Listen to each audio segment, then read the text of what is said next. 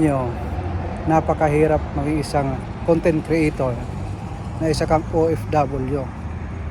Kahit walang oras, sobrang sakit sa ulo, sobrang stress sa trabaho, talagang pinipilit ko mag-edit ng mga video, mag-take ng video. Kasi itong aking YouTube channel, at the end of the day, siya yung makakatulong sa akin. Alam kong sa ngayon ay meron na tayong 3,000 na subscriber. Napakaraming salamat sa inyo. Yan yung magiging daan para magkaroon ako ng lakas loob sa pag-uwi sa Pilipinas. Dahil alam nyo, ang mga OFW natatakot umuwi sa Pilipinas dahil nga sa hirap ng buhay.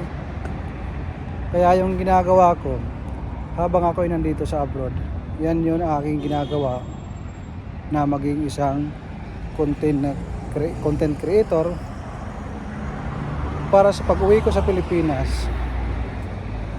Yun yung ating gagawin.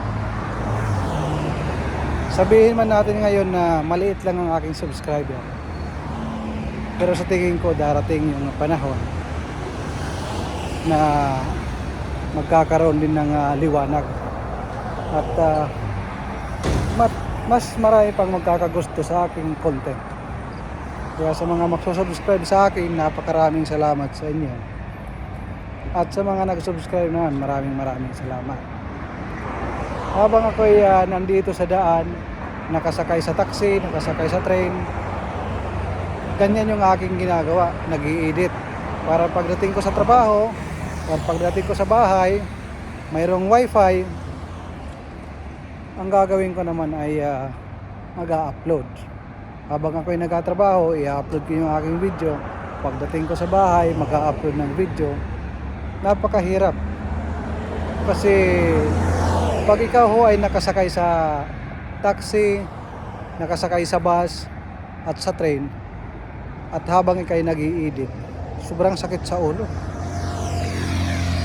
Pero yung mga bagay na yan, hindi ko yan iniinda, dahil alam ko darating ang panahon na magkakaroon ng bunga at makakapag-ani tayo. Sabi nga nila, kung mayroong itinanim, mayroong aanihin. Pupunta ko doon sa aking kaibigan kasi hihiram ako ng pira. Ubusan tayo ng panggastos, pero okay lang, kaya pa, makakapasurvive pa. Anong pizza pa lang ngayon, malayo pa ang sahod.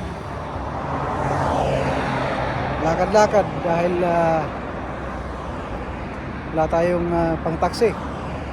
Kasi pag sumakay ng taxi papunta dun sa aking kaibigan is nasa 11 real to 12 real. Kaya naman lakarin ng mga siguro 10 minutes. So ayun lang. Habang ako ay nag-i-edit, nagpahinga muna ako. Yung aking naging pahinga is ito. Sabi ko, stop ko muna yung aking pag-i-edit. Yung mga ginawa kong bulaklak, yung ginawa kong flowers, ini-edit ko.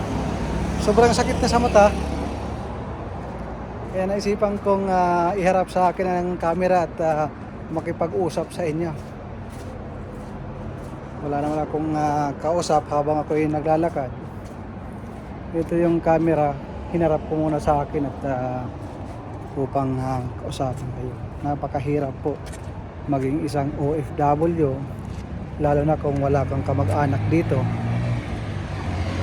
At sana naman sa mga may kamag-anak na OFW dyan sa Pilipinas, sinasabi ko sa inyo, napakahirap maging OFW, lalo na pag ikaw ay sa bahay. Yung mga babae, mga katulong, napakahirap po yan,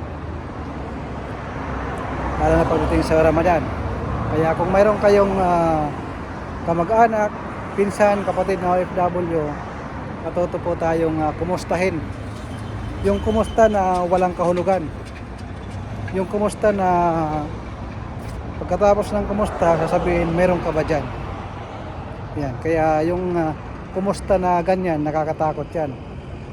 Kaya minsan yung mga ibang OFW, pag may mga pinsan, kaibigan na nangungumusta, minsan hindi na tinitingnan. Hindi naman lahat. Ganun talaga, hindi na tinitingnan kasi ayun, mayroong kasunod.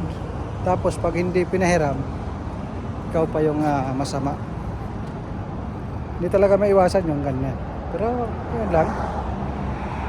Kasama talaga yan sa buhay. Kaya tayo rin mga OFW, matuto rin tayong humindi. Huwag tayong puro oo, puro bigay. Dahil tayo rin ang magiging kawawa pagdating ng panahon kung hindi tayo marunong hindi. So pahalagahan natin yung ating pera. Kung alam mong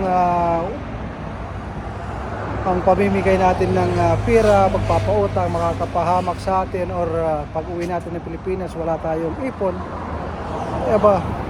mag-isip-isip tayo po ng mabuti. So ayun lang mga kaibigan ko, maraming salamat sa pakikinig nyo sa akin. Malapit na ako dito sa aking kaibigan, doon, malayo-layo pa, ilang iskina pa, anong tawag sa inyo, ilang ano pa ang dadaanan ng bahay, iskina ang tawag sa amin sa Leyte. So ayun,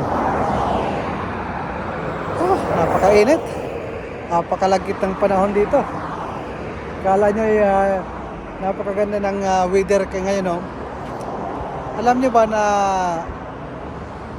yung parang nag-blurred na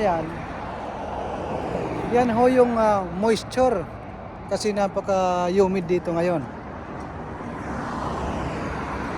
Dahil sa sobrang humid, makikita mo dyan sa surface, yan yung moisture na tinatawag na humid, mainit, malagkit. Malapit-lapit na ako, and andyan na sa unahan. Tapusin ko muna yung aking pakikipag-usap sa inyo. Maraming salamat. Kung kayo may ay napadaan sa aking YouTube channel, maraming salamat sa pag-subscribe or sa pagpansin sa akin. Mabuhay po tayong lahat. God bless po mga kababayan ko.